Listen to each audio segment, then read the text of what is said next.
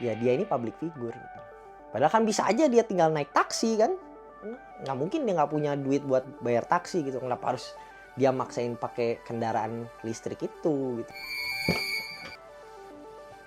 Ya kenapa sih Suga BTS jadi rame? Karena dia minum dalam keadaan mabuk ya, kadar alkoholnya tinggi gitu dalam badannya. Jadi kalau di Korea itu jadi hal yang serius ya, mengendarai kendaraan dalam keadaan ya tidak sehat berarti kan, jadi drive under influence atau DUI.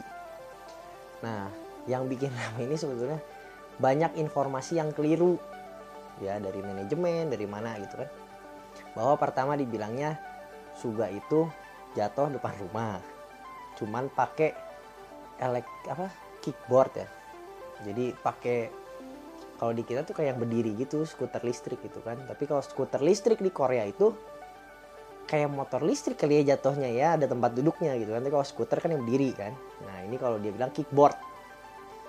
Kickboard sama skuter listrik ini di sana ini berbeda, dua hal yang berbeda nih. Nah tapi dibilangnya pakai kickboard.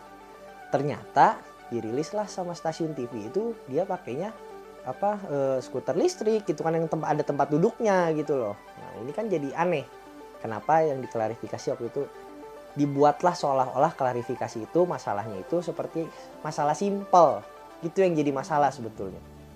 Udah gitu dibilanglah dia ngaku ke polisi yang minum cuma segelas bir, ya kan, informasi yang didapat dari berita begitu. Udah gitu polisinya bilang dia itu jatuh di depan rumahnya, ternyata enggak kan gitu. Nah itu yang jadi rame gitu loh. Sudah gak ngerti ya kenapa jadi informasinya berubah-berubah, klarifikasinya atau pernyataan dari manajemen atau dari pihaknya Suga ini kan jadi berubah-berubah sebetulnya. Nah itu yang jadi aneh gitu loh. Jadi kok ini tuh kayak ngebohong apa, terus jadi kejadian itu dibikin seperti kejadian simpel aja gitu kan.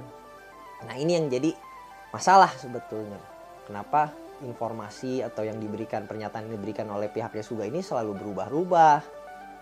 Udah gitu kok ada seperti memberikan informasi palsu bahwa dia hanya minum segelas bir. Ya kan, kadar alkohol yang dikira orang-orang tuh yang diketahui umum itu kan kalau segelas bir paling 0,02. Ya kan, sekitaran segitu. Nah, terus sekarang yang ditemukan itu 0,22 gitu kan. Jadi itu dua hal yang berbeda gitu loh, dan sangat jauh jaraknya gitu kan. Nah ini kenapa sampai ada informasi-informasi yang diberikan itu tidak sesuai dengan kenyataan. Ya memang berbahaya sekali ya kan, drive under influence. Di sana itu bisa jadi attempt to murder gitu loh, percobaan pembunuhan. Karena dianggap sepertinya kita sudah tahu kita tidak bisa mengendarai kendaraan, tapi kita masih mencoba dan bisa mencelakai orang lain gitu, bisa menghilangkan nyawa orang lain. Makanya dianggapnya percobaan pembunuhan, attempt to murder gitu kan. Nah itulah yang harus dipahami gitu loh, bahwa di Indonesia ada juga aturannya, tapi mungkin tidak seperti di Korea tanggapan dari masyarakat ini terhadap public figure gitu kan. Jadi sebenarnya jadi masalah akhirnya ya karena informasinya banyak, pernyataan yang direvisi gitu, dia ngasih keterangan ke kepolisian juga tidak sebenarnya mungkin gitu.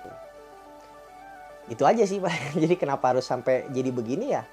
Ya karena perbuatannya, nggak tahu nih, kita lihat aja nanti ke depannya gimana kan, apa yang akan dibuktikan lagi, apa yang terungkapkan gitu.